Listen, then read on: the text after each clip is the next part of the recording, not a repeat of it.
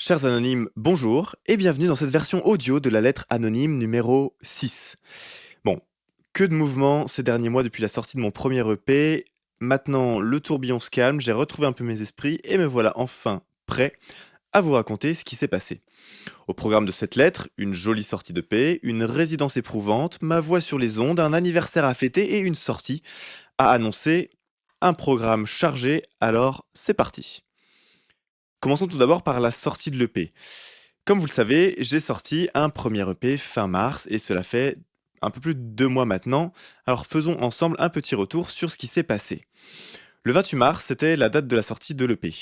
Depuis cette date, 13 radios locales et associatives ont mis au moins un des titres en rotation. 15 playlists ont intégré un des titres. Il y a eu 2 articles ou chroniques sur le morceau Humain Humain. J'ai participé à 2 balados, donc des podcasts, et j'ai eu une interview sur la radio locale en Essonne qui s'appelle 91 FM, mais ça j'y reviens dans la troisième partie. Je dirais donc que c'est un bon début et je travaille en ce moment à la relance et au contact d'autres radios, playlists, créateurs de podcasts, pros en tout genre pour leur présenter ma musique et en faire la promotion. Il faut savoir que quand on démarche tous ces acteurs-là, on n'a pas toujours des réponses tout de suite, mais ça fait partie du jeu. C'est des gens qui sont très sollicités, donc voilà, il faut les relancer, il faut suivre un petit peu tous les messages qu'on a envoyés, qui nous a répondu, qui nous a pas répondu, envoyer les fichiers qu'on nous demande, etc., etc. Ça prend pas mal de temps. Disons que c'est pas la partie la plus excitante du métier, mais bon, tant que je suis seul à la barre du projet, bah faut bien le faire. Donc globalement, je suis satisfait du travail accompli et de cette sortie, mais entre nous, j'étais un peu sur les rotules après. En fait, j'ai remarqué que ça m'arrivait souvent quand j'avais des grosses périodes de travail, des gros rushs intensifs. Après, j'ai besoin d'un temps plus ou moins long pour m'en remettre. Et là, cette sortie de paix, ça a été un petit peu plus long. Il m'a fallu plusieurs semaines, bah, plusieurs mois pour que je revienne au travail et que je me remette à avancer sur la musique. Du coup, je me suis dit, je vais appeler ça des décompensations artistiques. Et j'ai l'impression que ça ressemble pas mal à ce que c'est vraiment. C'est vraiment des moments où la sortie est faite, on souffle, et après, bah, c'est comme si on savait plus ce qu'il fallait faire. On se retrouve un petit peu. J'avais parlé de ça à un moment, je me disais que c'est comme quand tu arrives en haut de la montagne, t'es en haut de la montagne et tu contemples, et t'as besoin d'un temps, en fait, avant de redescendre ou de poursuivre l'ascension. C'est un peu ce temps d'observation, bah, c'est un temps hors du temps, pour le coup. On reste en suspens. Et après, on repart. Donc là, pour cette sortie de paix, j'ai eu bah, un bon mois et demi de décompensation artistique. Le temps de remettre la machine en route, ça amène à fin mai, début juin, donc me voici. Mais il s'est quand même passé des choses. J'ai pas rien fait pendant cette petite période. Il y a eu notamment ma première résidence, que j'ai qualifiée d'une résidence éprouvante. Alors, commençons par le commencement. Qu'est-ce qu'une résidence? En fait, c'est un moment où une salle de spectacle est mise à disposition soit d'un groupe, soit d'un artiste ou d'une troupe de théâtre, afin de les aider à avoir un endroit pour travailler spécifiquement sur un point du projet. Par exemple, soit la mise en scène, l'interaction avec le public, la présence scénique, ou même la création de toute la pièce ou d'une partie d'une pièce de théâtre. En fait, ça permet de s'entraîner dans des vraies conditions, de tester des choses et d'appréhender l'espace scénique, de se rendre compte de ce que ça fait d'être sur une vraie scène. Et grâce à l'accompagnement Tour de Chauffe, j'ai eu la chance de pouvoir faire une résidence de 5 jours à la ferme d'en haut, à Villeneuve-d'Ascq. Tout cela, c'est en vue de préparer le festival qui aura lieu là-bas à la fin de l'année, le samedi 22 novembre prochain. Notez dans vos agendas, il y aura un concert d'Anonyme B le 22 novembre prochain à la ferme d'en haut, à Villeneuve-d'Ascq. Et je jouerai accompagné d'un autre groupe qui s'appelle Saft, donc ce sont les co-lauréats de la ferme d'en haut, et d'une tête d'affiche dont je vous dévoilerai le nom un petit peu plus tard. Un peu de suspense. Revenons à la résidence. C'était donc 5 jours de travail, je dois l'avouer, assez éprouvant, mais riche d'enseignements.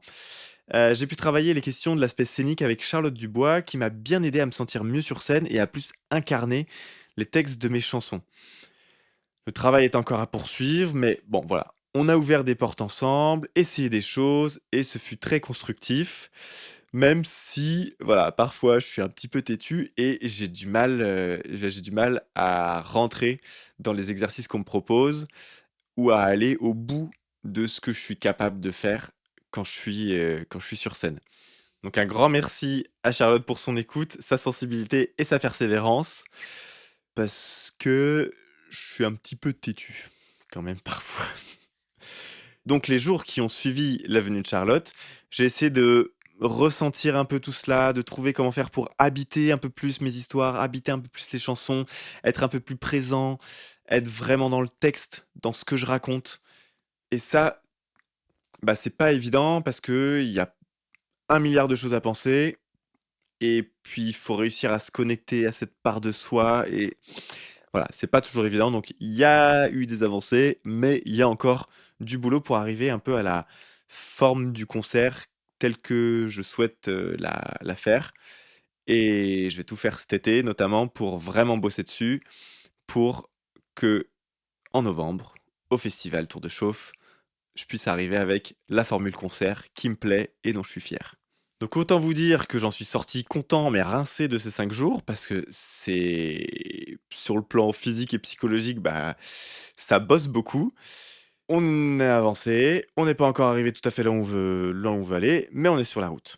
D'ailleurs, petite transition hasardeuse, mais je l'attends quand même.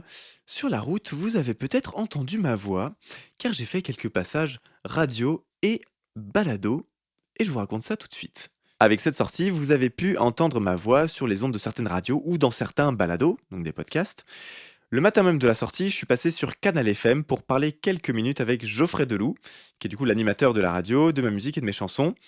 C'était une petite interview téléphonique que vous pouvez écouter. Je vous mets le lien dans la description. Ça dure 5 minutes et c'était vraiment un cool moment. Il a une énergie d'animateur radio indéniable. Vraiment, c'était cool, cette première expérience d'interview téléphonique à la radio. Ensuite, j'ai eu la chance de participer à l'épisode 5 du podcast Francophonia de Monsieur Dams. Là, j'ai pu parler de la chanson Phase B, raconter un peu son histoire, comment je l'avais écrite, et la chronique est ensuite passée sur une radio locale belge. Pour le coup, ce balado Francophonia de Monsieur Dams, c'est l'occasion de découvrir des nouveaux artistes qui chantent en français, et avant d'entendre leur chanson, ils racontent un peu l'histoire de la chanson ou comment ils l'ont écrite, ou comment elle s'inscrit dans leur projet. Franchement, c'est une belle découverte et je vous invite vraiment à écouter ce balado. Ensuite, j'ai participé également à un épisode du balado de Axel Prince qui s'appelle C'est quoi le titre? Et il m'a invité à venir discuter avec lui de la sortie de mon EP, du projet Anonyme B, de la question des réseaux sociaux, des écrans, de la créativité, etc. etc. En fait, à travers son balado, Axel, il va chercher à donner la parole aux artistes émergents, à nous offrir en fait un espace pour parler de nos parcours, de nos projets, de ce qui nous tient à cœur. Et voilà, j'ai vraiment passé un très bon moment avec lui, on a bien rigolé, et je vous invite évidemment à écouter régulièrement ce qu'il fait pour l'encourager et le soutenir dans son aventure à lui. Franchement, c'était un chouette moment, Axel, et écoute, j'espère qu'à la sortie du deuxième EP, on pourra s'en refaire un, parce que c'est vraiment un bon moment. Là, pareil, le lien pour écouter est disponible dans la description. Et pour finir, l'expérience la plus récente, c'est mon passage sur 91 FM.